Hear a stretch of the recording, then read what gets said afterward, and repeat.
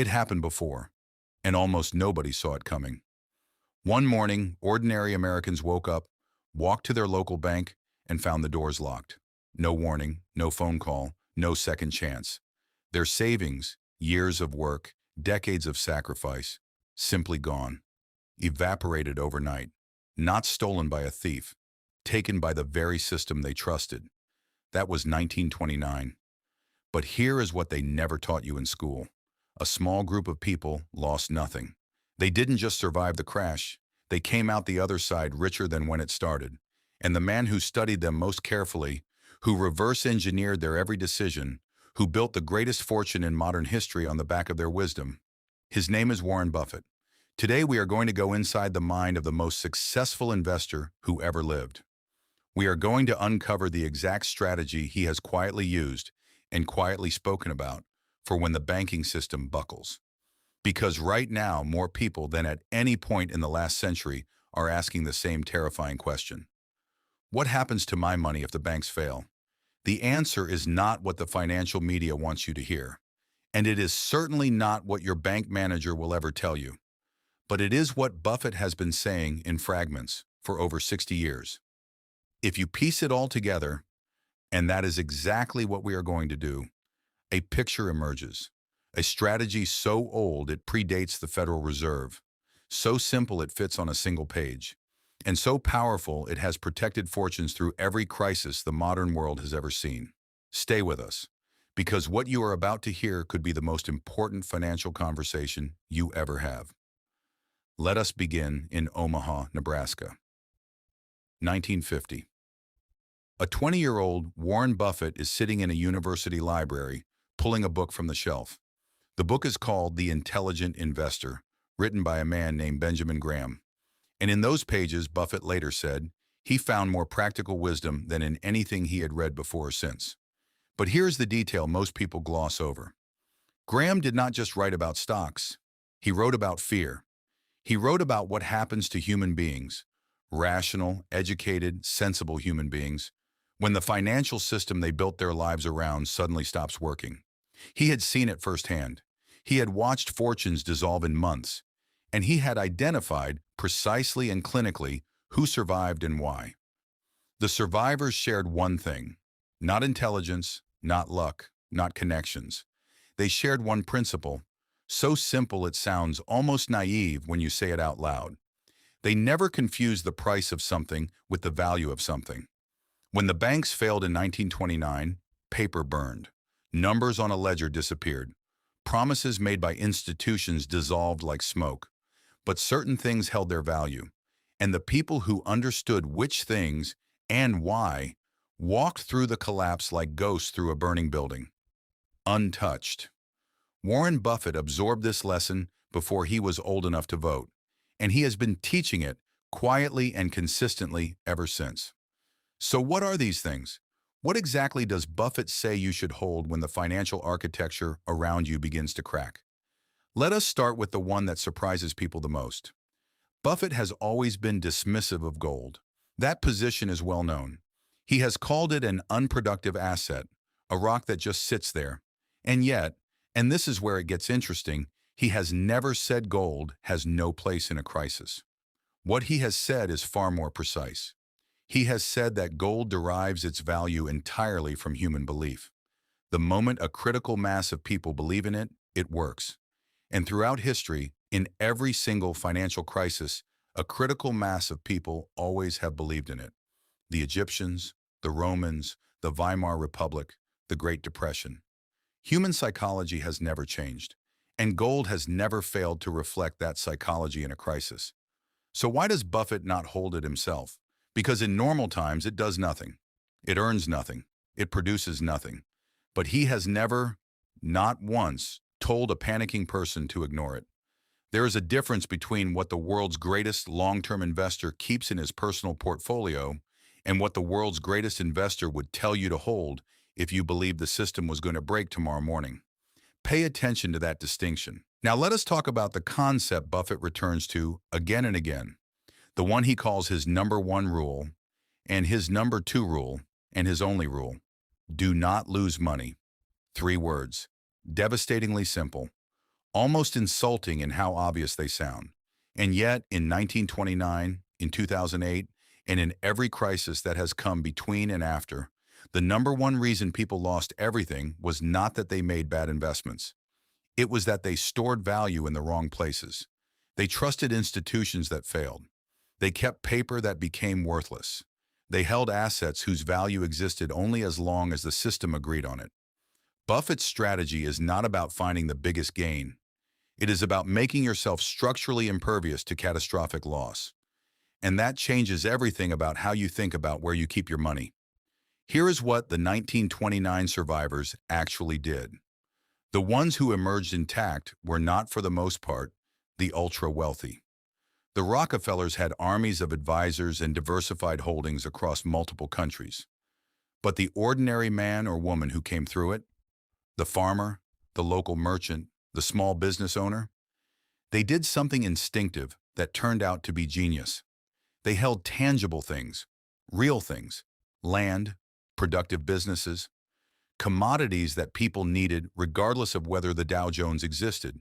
They did not trust the abstraction. And that word, abstraction, is the key to understanding everything Buffett has ever said about financial crisis. A bank balance is an abstraction.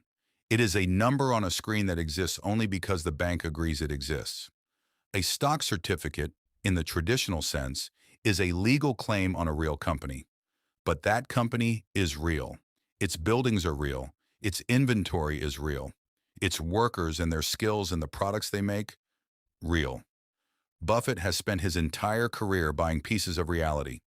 Coca-Cola is not a ticker symbol to him. It is a formula that billions of people drink every single day, in good times and bad.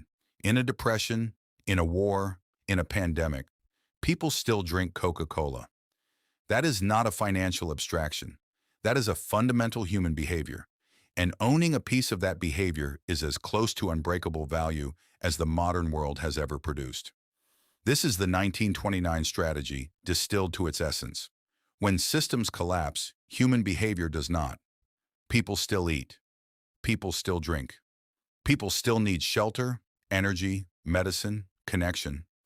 The investor who owns productive assets tied to those eternal needs does not need to fear the bank closing its doors, because the value they hold does not live inside the bank. It lives in the world, and the world does not close. But let us get more specific, because we owe you specificity. Buffett has spoken in interviews and in his legendary shareholder letters about a hierarchy of value preservation. At the foundation, productive land.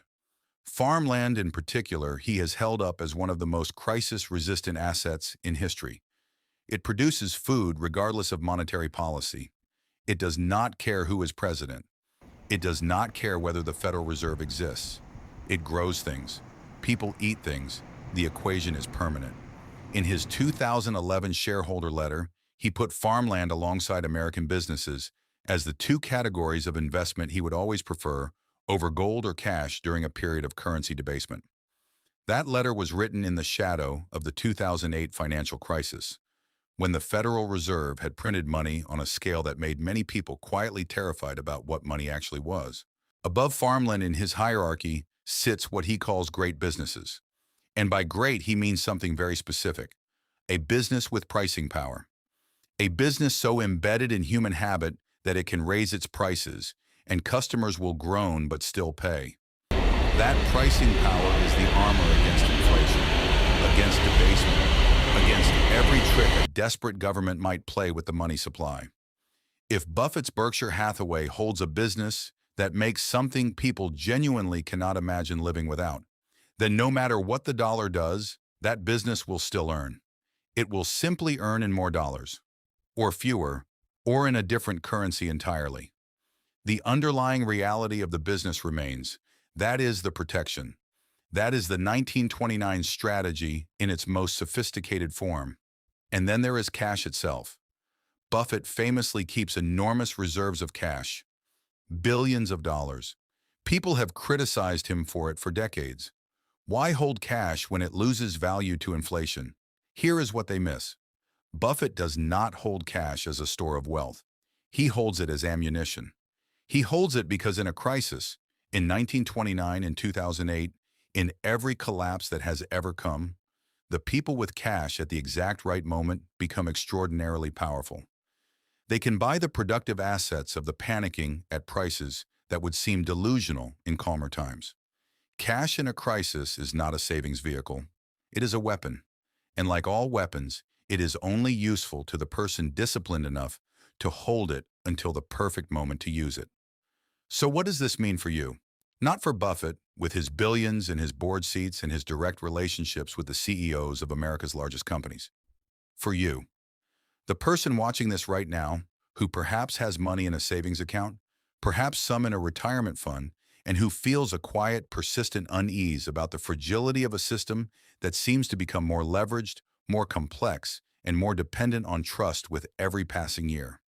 The answer is simpler than you fear, and harder than you hope. You cannot copy Buffett's portfolio, but you can copy Buffett's principles. The principle of owning reality rather than abstraction. The principle of thinking in decades rather than quarters. The principle of asking not what will go up, but what cannot go to zero. A paid-off property cannot go to zero. A business that serves a genuine human need cannot go to zero. A diversified position in companies that have survived multiple decades of economic turmoil is extraordinarily unlikely to go to zero. And perhaps most importantly, knowledge cannot go to zero. The person who understands finance, who can read a balance sheet, who knows how value is actually created in the world, that person cannot be made destitute by a bank failure, because they can always rebuild. The truly poor man in a crisis is not the man with little money. It is the man with little understanding. This is the deepest lesson of 1929. The people who were destroyed were not simply the people who had money in the banks. They were the people who had outsourced their financial thinking entirely, who trusted the system so completely they never asked whether the system deserved that trust, who confused comfort with security, and who, when the comfort evaporated, found that they had no foundation beneath it.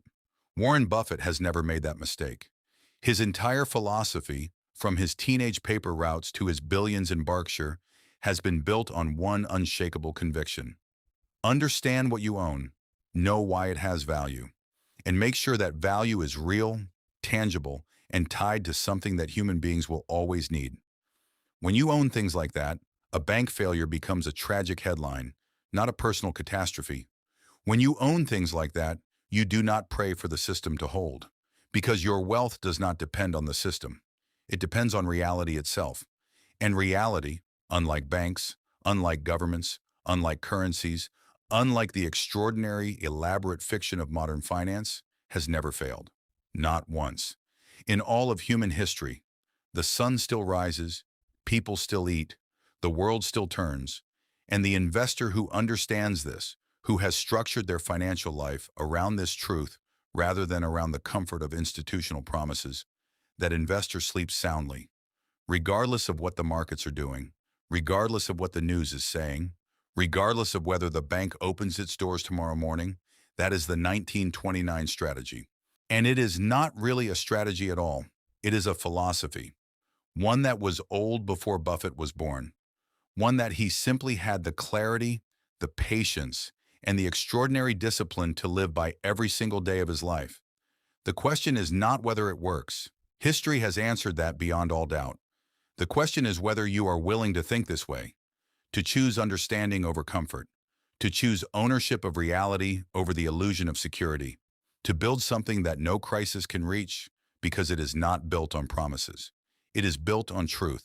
If this way of thinking resonates with you, if you want to keep going deeper, to understand not just how to protect what you have, but how to build something that lasts through every storm the future holds, then join us.